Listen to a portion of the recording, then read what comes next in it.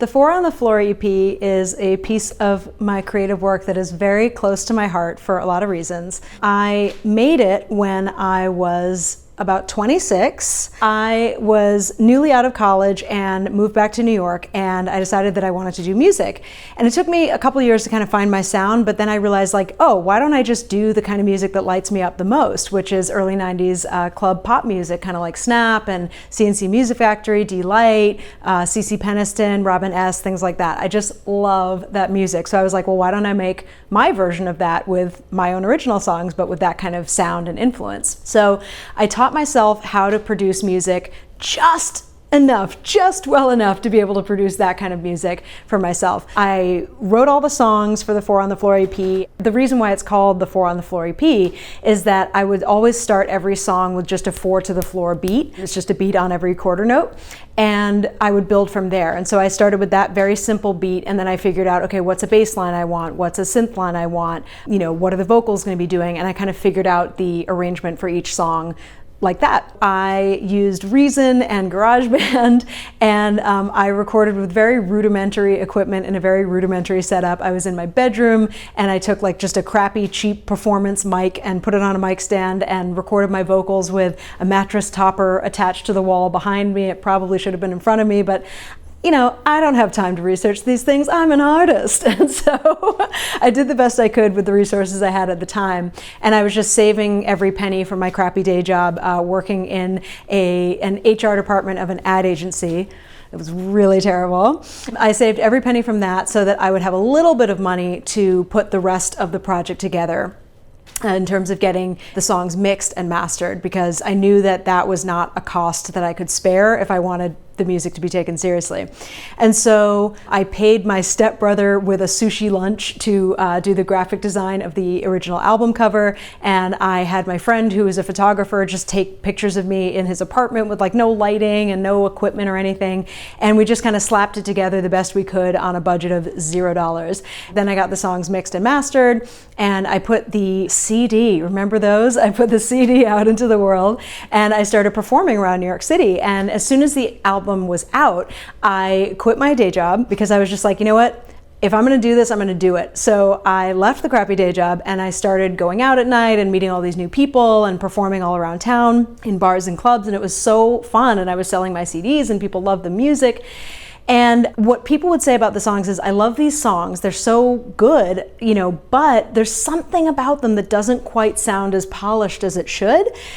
And I never quite knew what that was, but I kept getting that feedback, and it kind of like drove me crazy because I was like, I just want these songs to be ready and good and done, and I'm doing the best I can on like no budget, but it doesn't seem to quite be good enough. So, but I did my little performances around town, and that got me noticed by some local musicians and a music producer who were thinking of putting together a pop girl group, and they wanted me to be a founding member. And so I was really excited to work with people who were putting music first in their lives for once, because in school and in college, I had worked with fellow students and musicians who were like, yeah, this music thing is fun, but I'm going to be a lawyer. And I was just like, what? Like, why doesn't anybody want to do this all the time? It's so fun.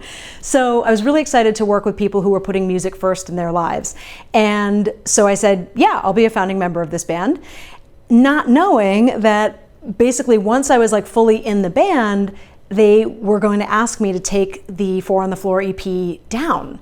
And that really broke my heart because I'd put so much time and energy into getting this album written and produced and out into the world, and people were liking the songs, and I didn't want to take it down, but I kind of felt like, you know, they're kind of demanding this if I want to be part of the band, and I'd like to work with these people. I'd like to see where this opportunity goes, so I guess I have to do this thing that I really hate. And so I took the album down, and I was really heartbroken about it. But I thought to myself, you know what? Nothing's forever. There's going to come a day when I can put this music back in the world. I know that.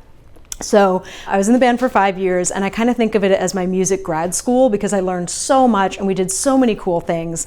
We made awesome music videos. We toured the country headlining Pride festivals. We opened for Salt and Peppa and the RuPaul's Drag Race Battle of the Seasons tour, and we had all these crazy fun adventures.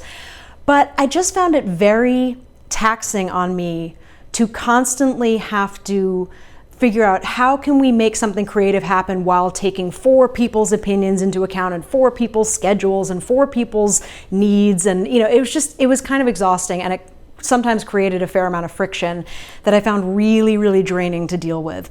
And so at the end of 5 years, I was kind of like, you know what? I'm kind of drained. I'm kind of broken. I'm kind of done here. And I told the band, I was like, guys, I've just lost my passion for this. I need to step away. And that was the beginning of me deciding to heal, because I felt very broken down after that experience, to the point where I would look in the mirror at my face with no makeup on and think my face isn't good enough, because I was very used to being like super glammed up in the band, and I'm not that kind of person off stage and off camera. I love not wearing makeup ever. And so I was like, I can't be the no makeup person who doesn't like her own face. So I have to get used to my own face again. That's step one. And so I spent some time going out in the world with no makeup and just letting the insecurity ride out until I kind of got over it and like fell back in love with my face. And now I love it. And so I kind of overcame that. And then I also thought, every time I look in the mirror, I see this platinum blonde hair that was the look from the band. And all through my life, I've had to either look normal or like look appropriate or look a kind of way that's like for a certain thing. And I've never gotten to just look the way I want to look. So I thought, you know what? I'm getting rid of this platinum blonde hair. And I went to the salon and I got purple hair. And so purple hair for me symbolizes the time when I was finally able to do what I wanted to do and present myself the way I wanted to present myself. So my hair might be purple forever now. Like, this color kind of is me expressing myself. So I went on this journey after the band of healing myself. I started exercising regularly, which I'd never had time for in the band. I started, going to all the doctor's appointments I'd never had time for. I started traveling that I, never felt I could get away for when we had constant production schedules with the band. I spent more time with my friends, and my life was great, but it was also boring, because I'm not a wild child unless I'm doing something creative. I realized that without music, my life just isn't what I want it to be. So I realized I had to get back into music. And it was about that time, ironically, that I started to feel this weird feeling in my left ear. And there was like this puffy feeling, like my ear was full, but I didn't know with what. And sound was annoying to it. It felt like tinny and scratchy, and like I didn't like hearing sound in my left ear. So I went to an ear, nose, and throat doctor. He found out that it was a tumor growing in my left ear that was threatening my facial movement nerve, my balance nerve, and my hearing nerve. And I was really shocked. We treated it, and it's still there, but it's not interfering with my hearing anymore. But it was a real wake-up call of like, hey, you know how it takes you forever to do creative projects? You might want to change that. You might want to like get on the ball and like make them happen, because you don't know how much time you have with your ability to physically do it. So that really was kind of the kick in the pants that I needed to get going with bringing the 4 on the Floor EP back into the world. But people used to say that something about it didn't quite sound right. So I thought, okay, I've got to strip things back and rebuild everything. So I decided to have the mixing and the mastering completely redone on the songs. I paid a professional graphic designer, real money, not sushi, to design a new cover that is beautiful. I love it. We came up with it together, and I said, I'd love for you to put iconography of all the things I sing about on the album cover. And I had a professional photo shoot, and I used a photograph of me from that professional photo shoot from my friend who's a photographer, a professional photographer with real equipment and everything. And we put this beautiful album art together that I love so much and I'm so proud of. And it was just so exciting to feel like this music was being presented in the way that it had always deserved, but that I'd never had the budget for.